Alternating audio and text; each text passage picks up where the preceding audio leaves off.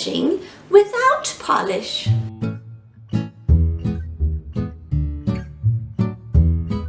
Why, hello there, and welcome to Ye Old Sawdust and Cornbread channel.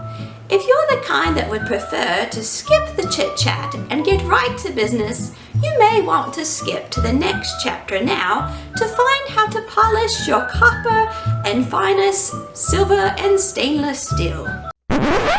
Stainless steel? What is stainless steel? But if you want to sit and chat a while, come to my table, we'll polish together. The children are outside working on their corn husk dolls. We have all day. Let's polish without polish. Welcome to Sawdust and Cornbread. The opening act was only partially an act. I have a chest cold, so I'm a little raspy. I'm going to keep the talking to a minimum today and do more show than tell, but we're still going to have a good time and learn a lot of good facts. When I was a little girl, I remember sitting around the table, or at least looking at the table, and my mother and my sisters were sitting around the table with the cloth out, polishing the silverware. That's something I'm sure that happened a lot in the 1800s, and still in some countries I'm sure it's a popular activity. Since then, silverware has been replaced with stainless steel. Stainless steel is a great innovation. It withstands all kinds of abuse and takes much less time to take care of than traditional silverware. The problem is, over time, it does get some pitting and it loses that shiny appearance. It just kind of gets dull. So what if you want to bring your stainless steel flatware up a level for a dinner party, or say Thanksgiving's coming up and you want to make it look nice? You can actually use the same trick my mom always used on her real silver. Put a little bit of toothpaste on a cloth and just work that into your stainless steel. I think one of the neat things that we've given up with a bygone era, sitting around the table polishing the silver, the ladies would have all kinds of conversations, an opportunity to get to know one another and catch up with their life happenings. I'm sure there was some good gossip, but it was a time for bonding, and it's kind of sad that we've given up on that. I'm thankful for social media because it allows me to do these things, but there's something to be said for good old-fashioned conversation and sitting around the table. Obviously, this takes a little time. I'm going to give this a rinse now and show you how well that shined it up. I'll show you a picture of the cloth I used here, and you can see that there is actually a tarnish buildup that gets even on stainless steel. So to bring it up a notch, to kick up that shine before a dinner party or your next big meal where you're having company over, use a little toothpaste to shine up your stainless steel.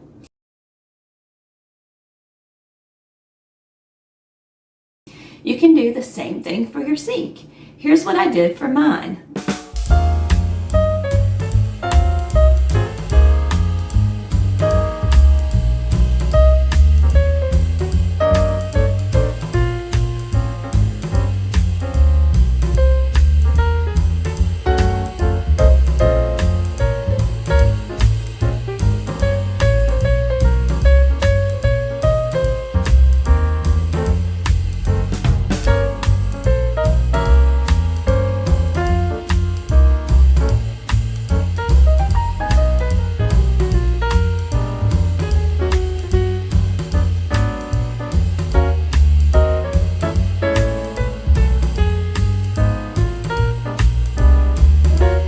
Another great tip for polishing without polish is for all of your copperwares.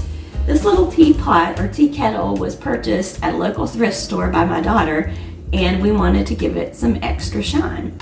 If you have lemons that are past their prime, don't toss them out so quickly. Not only can you slice them up, put them in your garbage disposal to freshen up your garbage disposal. You can also use lemons that are past their prime for polishing up any copper that you have. All I'm going to do is slice this lemon in half.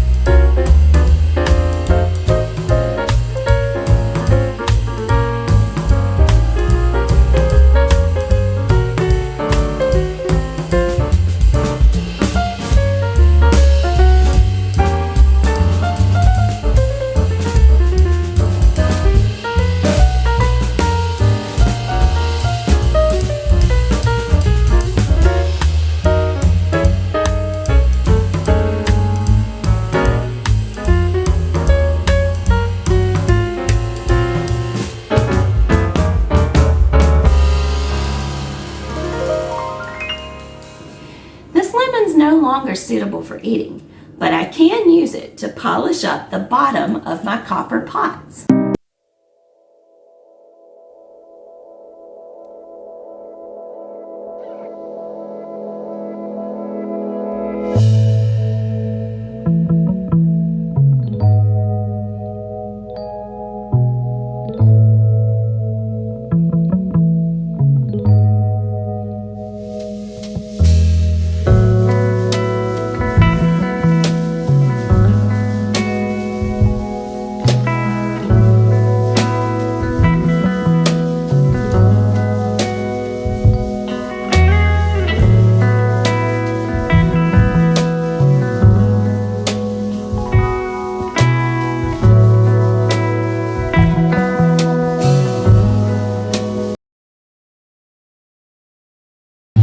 Thank thee for joining me. I will see thee next week.